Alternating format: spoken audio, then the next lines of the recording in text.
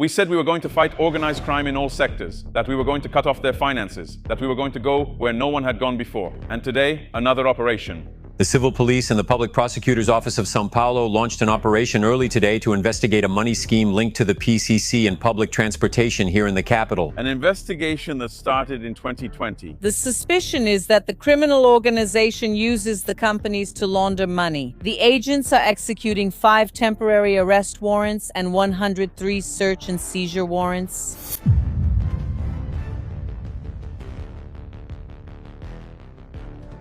The governor of São Paulo, Tarcísio de Freitas, has been provoking the fury of allies of the current Brazilian president by authorizing major actions against crime in the state. São Paulo will not be a cushy haven for people who live off crime. On Thursday morning, 49 properties, 3 boats, 257 vehicles, and 57 bank accounts belonging to companies and individuals were frozen. Crime is organized in yet another operation against money laundering and tax evasion. It is a historic operation led by DEC and the civil police to dismantle a large criminal network that operated in the capital and the greater São Paulo area. Their strategy is to toughen the fight against criminal factions and prevent fugitives from other states or countries from finding refuge in São Paulo. This firm stance has been interpreted as a clear alignment with the Shield of the Americas, which seeks to confront narco-terrorism on a continental scale.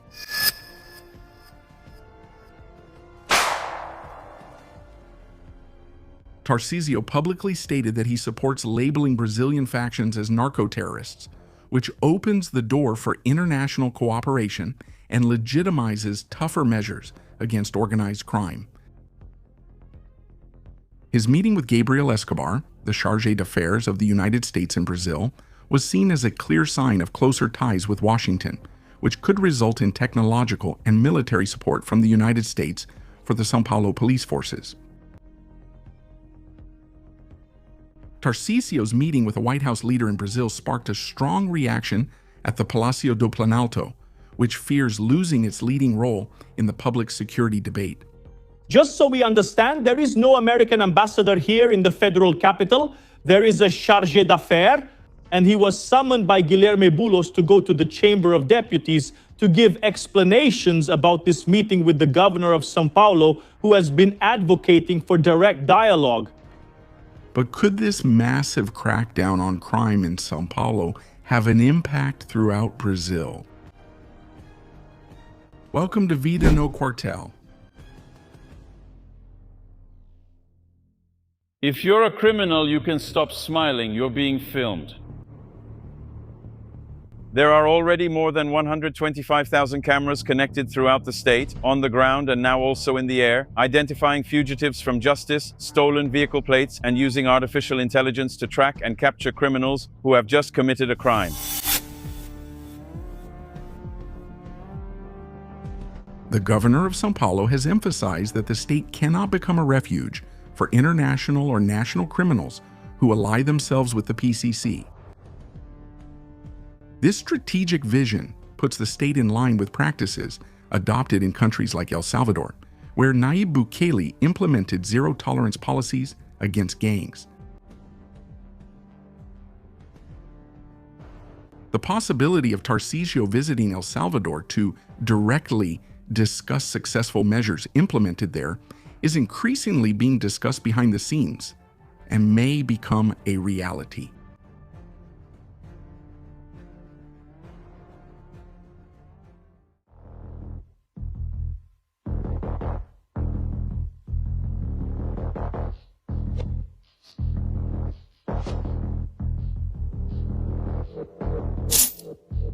Life in the barracks.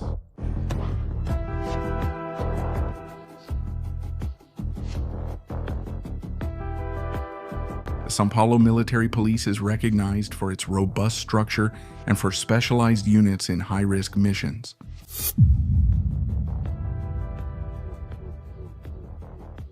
The COI operates in missions in hard-to-reach areas and in direct combat against armed factions.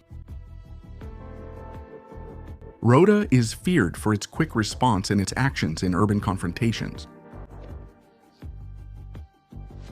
GAT stands out in incidents involving explosives and hostage situations, while BAF strengthens the visible policing in critical regions.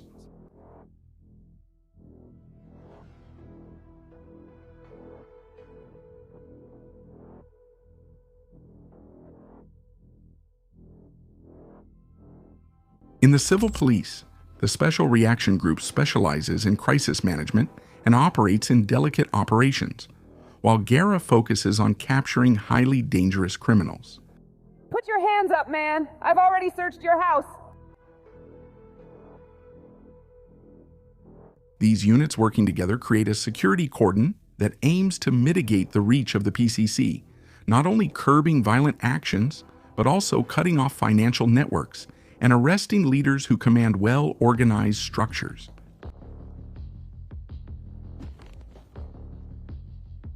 The arsenal available to the São Paulo police forces includes modern weaponry, armored vehicles, and advanced communication technology. This structure allows São Paulo to maintain constant operations against factions, reducing their ability to expand and weakening the proliferation of more tentacles. The tactics employed by the Polícia forces involve infiltration, intelligence, and joint operations. The use of drones, helicopters, and specialized teams ensures a strategic advantage in confrontations against heavily armed criminals. This operational capability puts São Paulo in a prominent position in the fight against national narco-terrorism. Although the PCC does not adopt violent tactics as explicit as those of the Comando Vermelho in Rio de Janeiro, the São Paulo-based faction has an extremely sophisticated international network.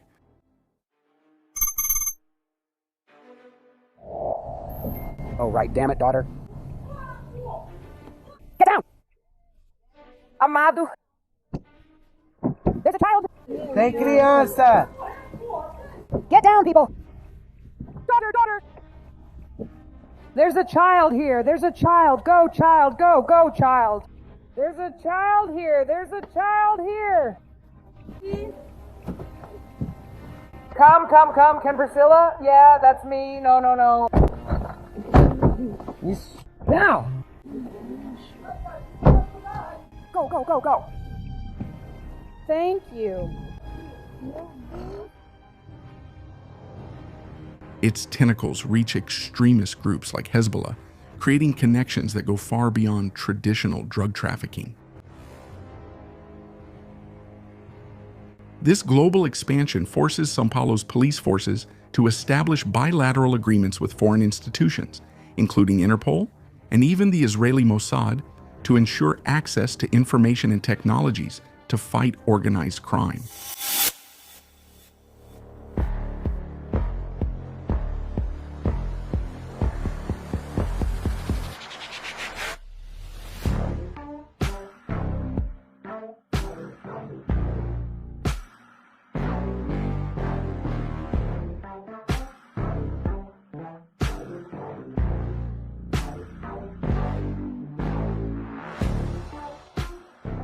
Because of this complexity, it is believed that not only the FBI but also the CIA are supporting São Paulo's forces through the sharing of strategic data. This international support strengthens São Paulo's ability to track financial transactions, intercept communications, and map trafficking routes that cross borders. The cooperation between intelligence agencies and local forces creates an environment of constant pressure on the PCC, reducing its room for maneuver and showing that the fight against narco-terrorism requires global integration. Tarcísio's alignment with the Shield of the Americas strengthens international cooperation and creates conditions for São Paulo to become a model in confronting criminal factions. Since the current Brazilian president in the last 4 years has not taken any practical action to confront criminal organizations. I don't want the armed forces, in the favelas fighting with criminals. Isn't that the role of the armed forces? As long as I'm president, there will be no GLO. Coral teste GLO. What is that? Come down, armed. Oh, what slang, my God. There are children? Come down, everyone. Sweetie, sweetie, your little piece, okay? However, this stance by Tarcísio creates tension with the federal government, which fears losing control over the public security narrative.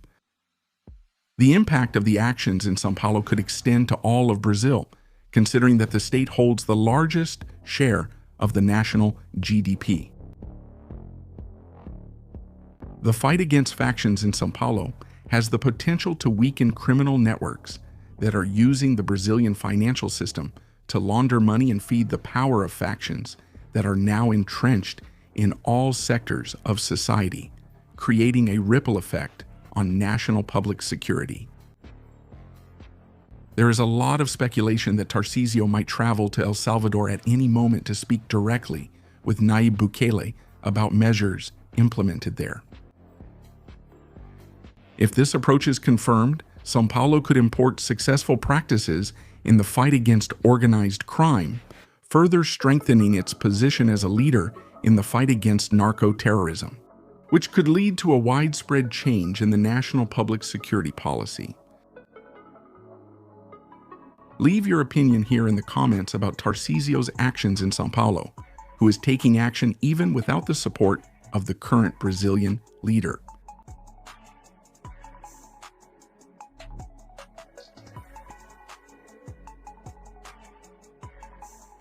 A wild animal attack today in Santa Bárbara do Oeste during the Cidade da Saúde complex inauguration frightened everyone. And that's when suddenly the animal approached, jumped on the governor, and attacked him unexpectedly. Even with the bites, the governor is doing well and didn't need to be the first of the 50,000 people who will be treated every year at Cidade da Saúde. By the way, this is all just a big joke because Caramelo stole the show. What a friendly little dog. Here on Vida no Quartel, you stay up to date with everything happening in the military world. Leave your like, subscribe, and watch one of the videos that's appearing on your screen.